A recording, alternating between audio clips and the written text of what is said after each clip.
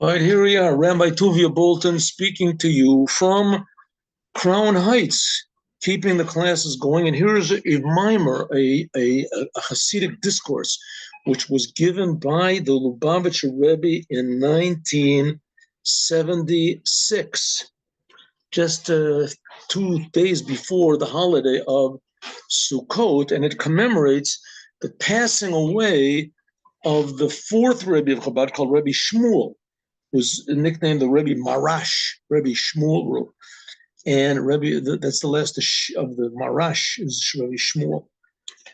And he passed away almost 100 years before this. This was Lamed Vav, and the Rebbe reprinted this in 1980. What is it? 1983 or something, 1981. Anyway, commemorating almost 100 years, but it was 100 years from the time when the fourth Rebbe spoke a Hasidic discourse with the same name. Okay, let's just get everything straight over here. This is talking about the holiday of SUCCOT. The holiday of SUCCOT is one of the 3 big holidays of the Jewish people. 3 times a year, everybody would go up to the Holy Temple. And if you want, you can look in the book of Leviticus, the 23rd chapter of Leviticus, and what's called Emor. The whole chapter is called, the whole entire chapter is called Emor. And the 23rd paragraph, 23rd, whatever it is, paragraph. And over there, there's sentences with a sentence, there's a whole bunch of sentences that talk about the holiday of Sukkot. And it talks about over there that at the middle of the month of Tishrei, which is this month called the 7th month of the year. The first month of the year is Nisan, that's when Passover comes in. 7 months later is Tishrei, that's the month when it begins with Rosh Hashanah. And 10 days later is Yom Kippur. Now Rosh Hashanah is New Year's, day that man was created, and Yom Kippur is 10 days later. That was when the high priest went into the Holy of Holies, the day of forgiveness. And 5 days after that is the holiday of Sukkot, and that is a 7-day holiday. See the sounds of New York in the background, just to verify what I said. And this is talking about the holiday of Sukkot. Okay, now all of the Jewish holidays are designed to reveal the Creator in the creation, or more exactly, to reveal the purpose of the Creator in the creation. Why did God make the world? And we, Hasidic teaches, Chabad teaches especially, that God is not just creating the world way back then, and this is a historical remembrance of this great occasion, that God is creating us right now, every moment, and that takes a certain degree of faith. That can't be comprehended, even though it can be a little bit comprehended, because you can say, well, either we just sort of popped up from nowhere somehow or other, or the world just came from, Big Bang or evolution or something like that. Where the first stuff came from, okay, that's a little bit of a question. Or we can say God created it. Sort of, could be created it. But to say that the whole world is being created right now for a purpose, that's like really out there. And that God cares about what everybody does, that's even further out. So this can only be connected to, we can only incorporate that in our lives by what's called faith, above understanding. But it's not enough just to live in faith. That's not what God wants, that we live just in faith alone. Because first of all, you're very vulnerable to all sorts of charlatans and fakers, and you believe in God, so you don't really care. Everything's just God, so just do whatever. Then there's the idea, that's the second of the 10 commandments, idolatry. Don't worship idols. And this is a very, very when a person really connects to God, he's connected to his creator. God is creating us. So when you do that, you feel happy. You feel a certain liveliness, life, happiness. And that's the holiday of Sukkot. Sukkot is taking this big, general, incomprehensible concept that God is creating me right now with a purpose that he loves me, he cares about me, and bringing this into my day-to-day life, into my feelings, into my emotions, into my love, that you really feel that my life is coming from somewhere. And it's coming from even more someone, if you can call God, or God is one, right? We're created in God's image. So it comes from someone who cares about me. And every human being can say this. And when you feel that you're not alone and that you're being created, so even though it's pretty, freaky to say a thing like that, but on the other hand, it's pretty happy. And that's the idea of the Jewish people, to make a happy, meaningful world, not just out there, religion, but to make this physical world good, to bring this feeling. So that's called the sukkah, sort of the big thing that surrounds us. And then the lulav and etrog, we take that's coming inside. So let's go. Here we go. Okay, so we have this holiday of SUCCOT, and there are a lot of unique things in the holiday, and we'll talk about that in a moment. And one of them is, like we said, we sit in this sukkah, we sit in this booth in the nighttime. That's the first thing we do. And in the morning, they take lulav and etrog, shake it. And they also had the water drawing ceremony. Remember, we learned a sikha from the speech of the Rebbe about that. The water drawing ceremony, which water signifies above understanding, no taste, no color. And they also brought 70 oxes. They sacrificed 70 oxes on the altar. Each day they sacrificed an average of 7. They didn't really say. They sacrificed 7 oxes. So each day they sacrificed, an average of 10. 70 oxes. Each day they sacrificed 10, but really they didn't sacrifice 10. The first day they sacrificed 13, and the last day they sacrificed 7. So it came out in general, the first day was 13, and then 12, then 11, then the middle day was 10, and then 9, 8, 7. So it came out to be altogether 70 oxes, and that corresponds to the 70 nations. So let's get to this, right? So it means the whole world is supposed to be happy. It's all in the hands of the Jews. All right, let's go. Ready? Yes. We'll just do a couple of chapters, and I'll try to find time, and we'll do more. Bisya, the Beit Samachtar. Bisya, with the help of God, Yud Gimel, the 13th day of Tishrei, which is the Hilula, the day of the passing of Admor Marash, of the Rebbe Marash, Rebbe Shmuel, in, what was it, 1883. Passed away. This is right before Sukkot. The Rebbe said this in Tafshin Lamed Vav, which was 1971, 76. B'Sukkot teishvu shivat yamim. Here's the sentence from the Bible. B'Sukkot teishvu shivat yamim. In Sukkot, you should sit for 7 days. Kol ezrach b'Yisrael yeshvu b'Sukkot. Let's just say the sentence. Every citizen of Israel should sit in Sukkot. Laman, in order, Yedu should know, Dorotechem, your generations, the future generations, Ki, that, Besukot, Oshavti, that in Sukkot I made sit at Bnei Yisrael, the Jewish people, Botzi Otam Meretz Mitzrayim, when I took them out of Egypt. In these Sukkot, there's two different opinions, but the main one is that this is talking about the clouds of glory that surrounded the Jewish people. Okay, so let's do this again. Let's go. B'Sukkot teshvu shivat yamim. In Sukkot, you should sit for 7 days, and it adds another commandment. It says Sukkot, you should sit 7 days. That's it. That's the commandment. No, it doesn't end that. It says more. Now you have to remember who wrote the Bible. God. God dictated this to Moses, and Moses wrote it all down. And you can say, well, maybe Moses made the whole thing up, which you could certainly say that, but it would be very difficult because 3 million people, at least that's what Judaism claims, 3 million people saw and heard God face to face. They all heard God and saw God whatever that means, speak. It says their souls jumped out of their bodies. But nevertheless, there was no doubt that it was God doing it, and it was not the Wizard of Oz or something like that. You ever see the movie?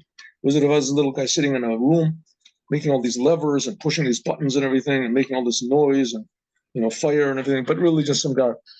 Everyone knew that it was God. They felt that their Creator was speaking, not just a man in the mountain or something. That everyone felt their Creator, and that their Creator was speaking. You feel your Creator. You know you're being created. Well, I also don't feel it, but when they got in Mount Sinai, they felt it. You think it helped? 40 days later, they also worshiped the golden calf. But let's not wreck it. Let's go. Here we go. BeSukkot, let's go back to the commandment. BeSukkot teshvu shivat yamim. On Sukkot, God said to the Jewish people, in Sukkot, you should sit for 7 days. And it adds on another commandment. Every citizen of Israel, in other words, every Jewish person, should sit in a sukkah.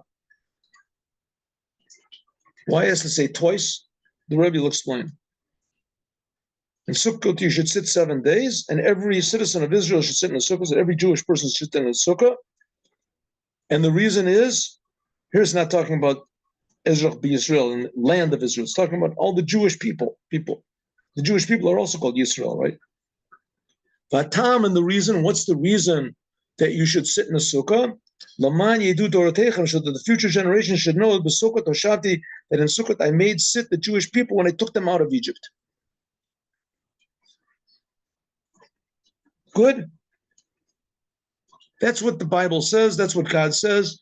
Makes no sense. It would have been enough just to say in Sukkot, sit 7 days. That's all. Just do it. God said, I'm telling you to do it. But God doesn't leave it at that. There must be something more to this message that meets the eye. Because God continues and says, every citizen of the Jewish people should sit in a sukkah. In order your future generation should know that I made the Jewish people sit in Sukkot when I took them out of Egypt. And just as a parenthetical statement, going out of Egypt is a basic essence of Judaism, right? There's no other religion or philosophy or nation or race or science fiction book or anything that even makes such a claim. A whole entire nation, God, the creator of the world, took a whole entire nation, 3 million people, 600,000 just men alone, above the age of 20, and took them all over Egypt. So you don't get that every day. But you do them, it's okay. Here we go. Let's go. But anyway, God made them sit in Sukkot so that the future generations will remember that God took them out of Egypt, because the Sukkah that represents these clouds that surrounded the Jews for the 40 years they were in the desert. The Yuduim, it's known at Diyukim Bezeh, it is known the implications of all of these words, these extra words, and this, in the Maimari Rebbe Zeno Nisieno, in the essays of the previous Rebbes of Chabad. First of all, let's start off with what says the Baal HaHilula, the one who's passing away, we're celebrating, because the Rebbe said this, commemorating the passing of this fourth Rebbe of Chabad, Rebbe Shmuel. He said, Sukkah is the idea of shalom, of peace. We say this in the Shabbat prayers. Spread over us the sukkah, the booth, the canopy of peace. I guess a canopy is just over our heads, but the sukkah means, okay, the main thing of the sukkah, by the way, is what's over your head. So the canopy of peace, God said. So sukkah, this you're sitting is for peace. Peace. But sort of we have to understand, what's the connection of a sukkah to peace? In the 7 days of sukkah, there are many topics. I told you about a few of them. Here are a few more. Which are relevant to this idea of sitting in the sukkah for 7 days. For instance, there's the mitzvah of taking the four types of vegetation. It says that right before the sentence.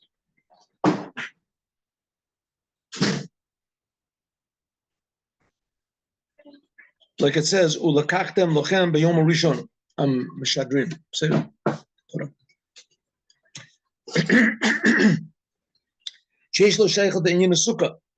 There's a connection to SUCCOT. What's the connection to the four types? Anybody who doesn't know the four types, I should have brought this up before, but anyway, you look it up. What are the four types on SUCCOT? What do you take this as? A lulav, right? Type in Google lulav. Lulav is the big central branch of a palm tree, and then you take an etrog, which it's a yellow fruit. It's pretty expensive, also. Okay, you do it like it's known mitzvah min amuvcha, that the best mitzvah is to take the four types. They should be taken in the sukkah. The gam yesh b'zayin yamei sukkos, and also the 7 days of sukkah. There is the sacrifices. They sacrifice 70 oxes, which that corresponds to the 70 nations of the world, like it says in the Midrash. And this is also now. How is it now? We make sacrifices? No, we talk about it. Like it says in the Shalma Parim Sefotenu, that our utterances of our mouth are in the place of the oxes, or befradim, especially like what it says in the Shalma, what it says that will be completed. Our lips now complete these sacrifices. What does it mean completed? It means that they will tashlumim. It doesn't mean they are in the place of, right? And like I owe you $50, and instead of that, I'll give you a fish or something, right? That's tashlumim. Ella, but it means lashon shlemos, that when we speak about the sacrifices, in some ways this is even better, more complete than the sacrifices. Now, even in the time of exile, by means of saying these sentences, we talk about the 70 oxes that we sacrificed back then this completes it. I mean, one of the reasons, if you want to call it, that the temple was destroyed was because all of the work that had to be done in the temple, by the temple, was completed. And now what we do by repeating and talking about and learning about the temple and the sacrifices, that this adds a certain completion to what was done back then. Even though that now in the time of exile, since Shepu'ula is only by means of our speaking, it's not recognized so much in a physical way. And the main point of the Jewish people is to do physical things. Much more so in the physicality of the world. And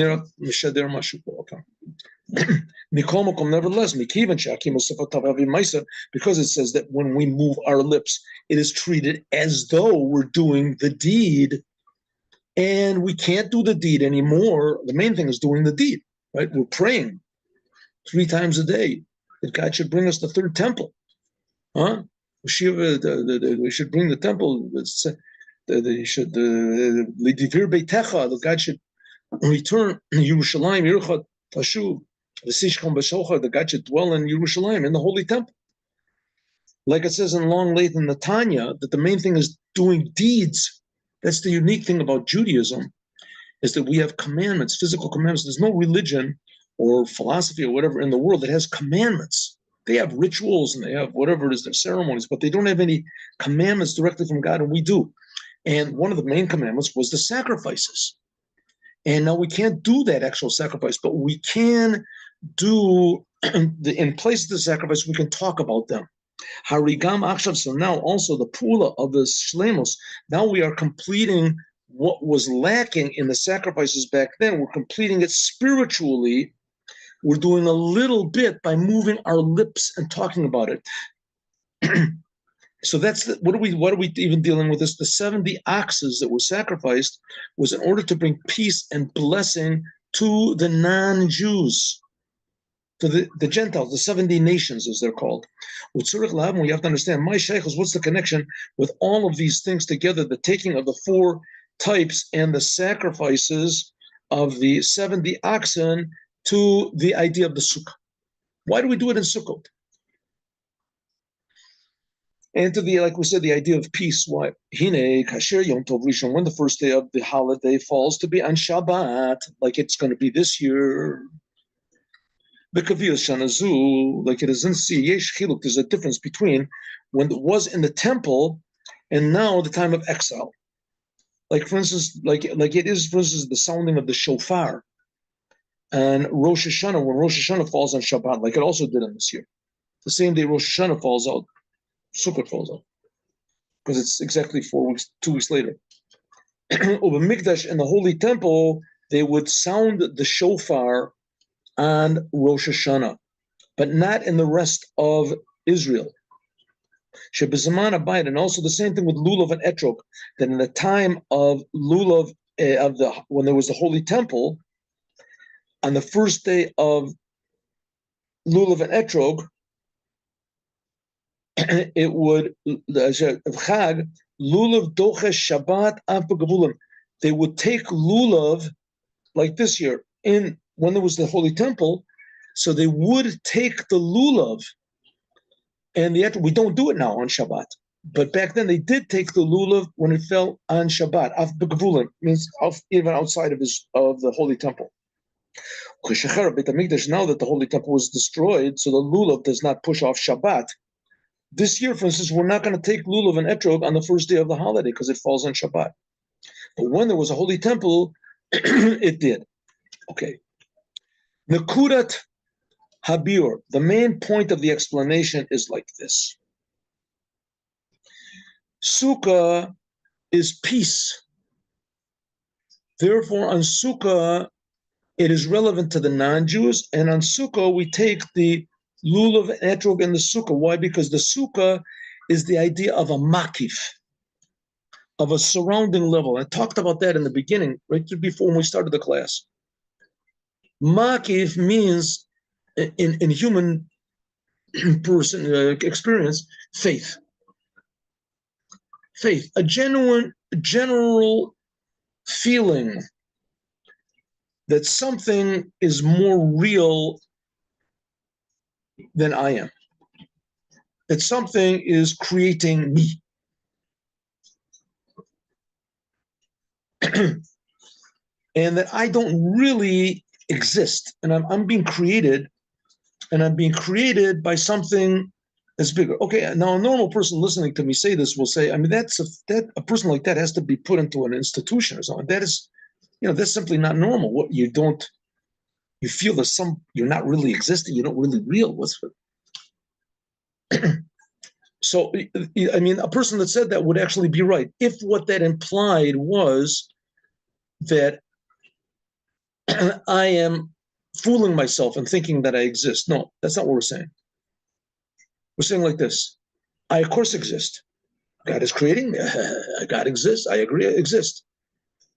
But there's an existence that's much more real than mine. In other words, my existence is much more important and stable than I can possibly imagine, because God himself is creating me. And it's with his will that I exist. So I'm not just existing, by the merit of atoms or the forces of nature, which can change in 1 second, and that's it. I'm just, atoms fall apart. Who knows? And even if they don't fall apart, that there's no meaning to the whole business. I mean, I'm just a big atom, just a big conglomerate of carbon atoms or some combustion or whatever it's called. So there's no meaning. Here we're saying that God creates me means that I'm infinitely more real and important than I can possibly imagine, because God himself is creating me. And this is not just me, it's everybody. Everyone can say this and that, but that feeling is makif. It's surrounding. Right? How can I feel more stable with something I don't even understand? So that feeling, general feeling that God is creating me, is creating everything, this is incomprehensible. That's called a surrounding feeling.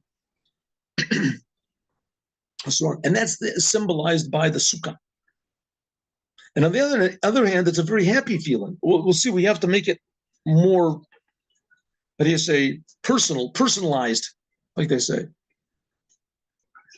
It has to be more relevant to me and my personal life, how I deal with my children, how I deal with my wife, how I deal with my debts, how I deal with my, my health, how I deal with my next door neighbor that makes noise, how I deal with my car that doesn't work, how I deal with, etc. How I deal in the day-to-day reality of life, how I have to make things, I have to improve things, I have to do things. What's this? If I'm neutralized to God, it doesn't mean so. It has to come into my personal life. We'll talk about that's going to be the thing of the lulav and extra. We'll see. Taking it into your heart. Okay, so sukkah, that represents this idea of makif, how God hugs us, embraces us, creates us. He's more real than we are. And not like a makif of a lavush. Okay, so this makif means God is infinitely more not understandable than what we think. Like I said before, that God creates me, so you can say, okay, could be, could be. I mean, I'm coming from somewhere. Here I am. In some ways, makes some sort of, if you're a religiously inclined person or whatever, so it sort of makes sense to say that, I'm coming from something. Not creating myself. So maybe it's God. So that makes a little bit of sense. But to say that God cares about me and that he's infinitely real, infinite, this is what's called a makif that's above a garment. A makif of a garment means God's a little bit understandable. It's a little bit, here I am, something's creating me, so maybe it's God, could be. That's what's called a makif, a garment, a close makif, a close surrounding. In other words, it's incomprehensible, but it's sort of near comprehension. You could sort of like argue with the evolutionists or whatever. You got what to argue about, right? There's these people. I just saw somebody that he's a biologist or a chemist or whatever, and he says that it's impossible that the world could have been created in several billion years because the process of making this amino acids or whatever, it has to be done quickly. It has to be done quickly, so it can't be taken a million years. It has to, whatever. Doesn't make any difference. Anyway, that's arguable. But to say that God really cares, and that's just not even arguable. That just doesn't make any sense at all. That's what's called a faraway makif. She'imi yosel b'chinas makif, even though it's a surrounding level, like we said with a garment, yesh bo ischalkus. There's different levels of this close faith, makif alavush, of the garment. Faith that's close. Lavushia rosh, the head, the body, the feet, which is not the case of sukkah.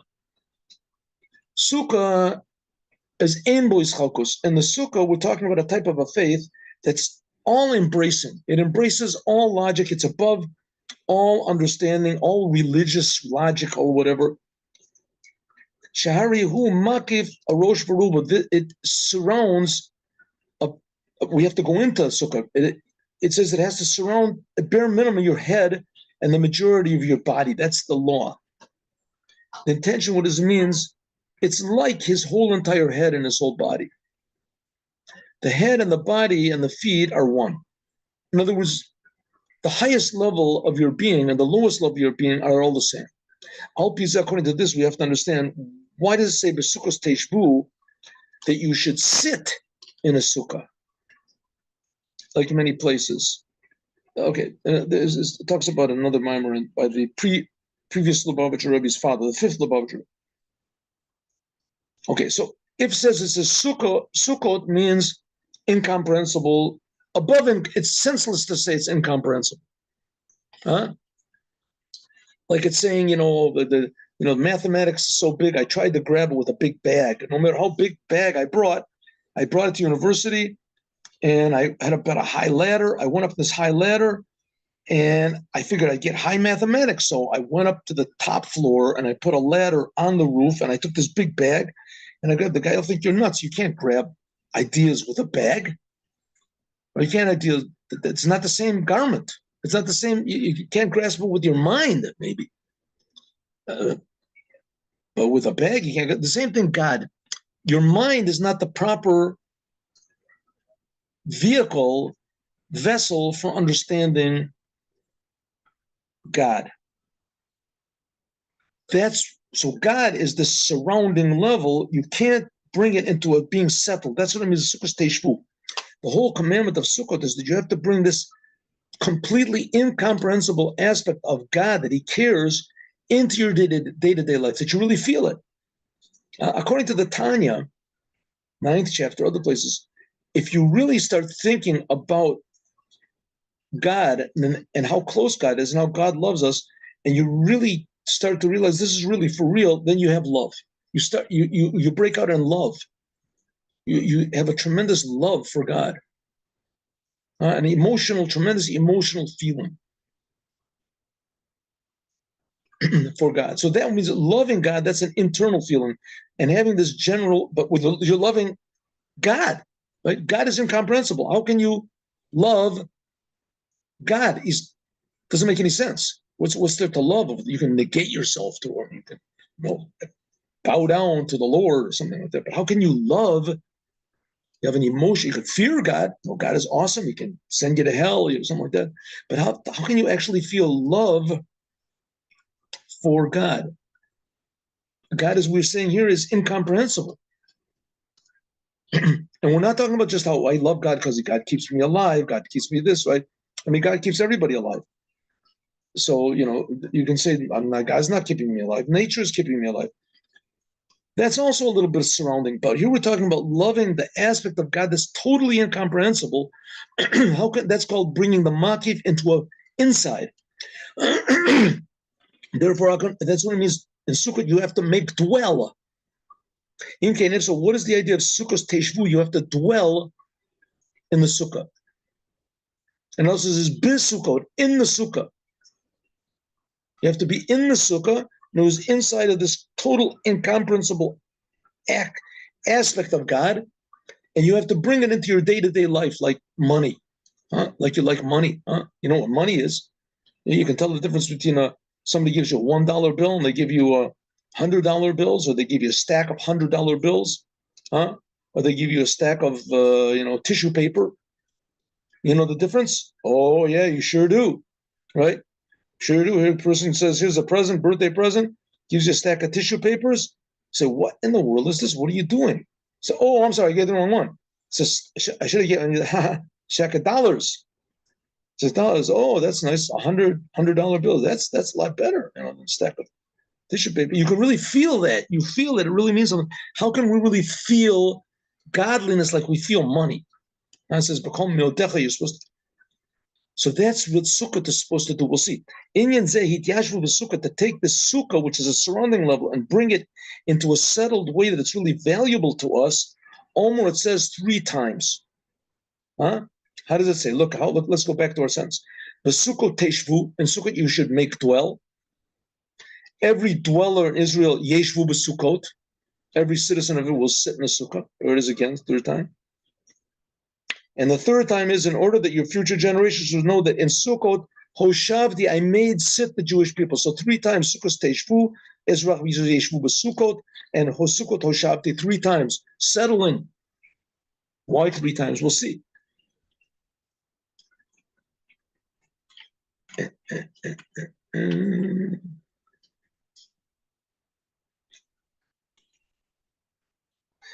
Right, it says the 3 times.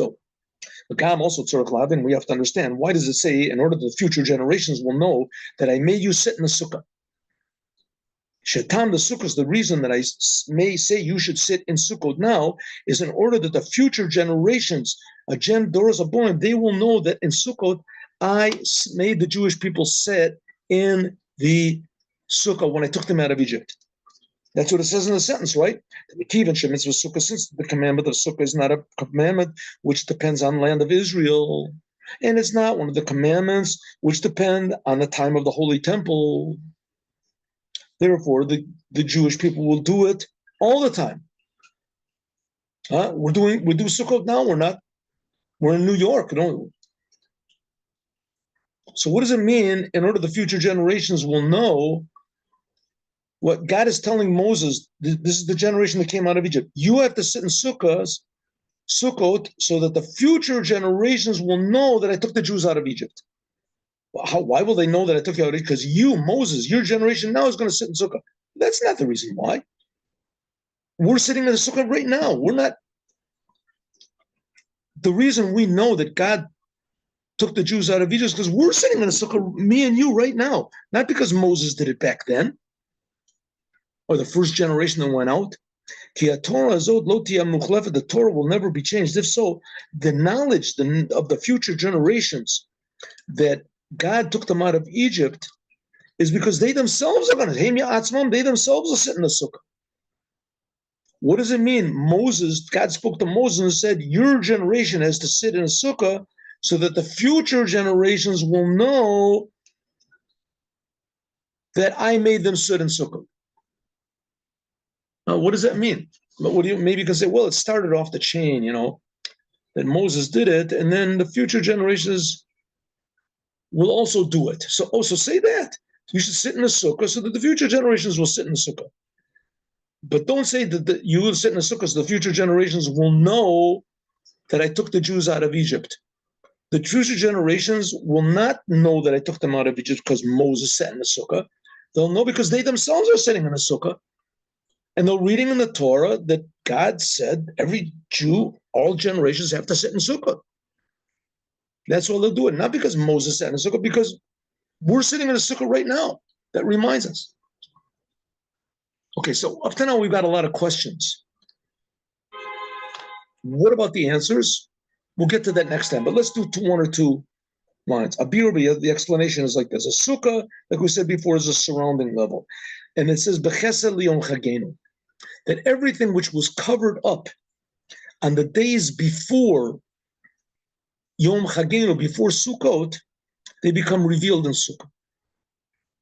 Let's just take a couple lines. For instance, the idea of the shofar, which is in Rosh Hashanah, that the commandment of the day of Rosh Hashanah, the main commandment is to sound the shofar, doo, doo, right? This sounding the shofar in Rosh Hashanah, this arouses something in the upper worlds, and it is not revealed. When is it revealed? It's revealed on the holiday of Sukkot. Where is it revealed? It says in the schach of the sukkah, in the canopy, in the covering, the roof of the sukkah. Where do we see this? And we'll say this and we'll finish this. That schach, all the Sukkot that says is called the commandment of sukkah, comes from the word schach. The word schach means the covering.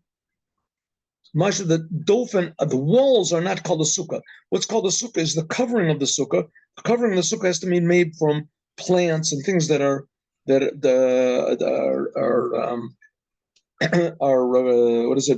vegetation that's cut off from the ground. It's been separated from the ground. Okay, so schach is the numerical value of 100. 60, 20, and 20. 60, samach is 60, chaf is 20, 20. 100. That's 100. Remember that number, 100. That's the gematria of 100. This corresponds to the 100 sounds of the shofar that the Jewish people sound on Rosh Hashanah. What do we sound? We sound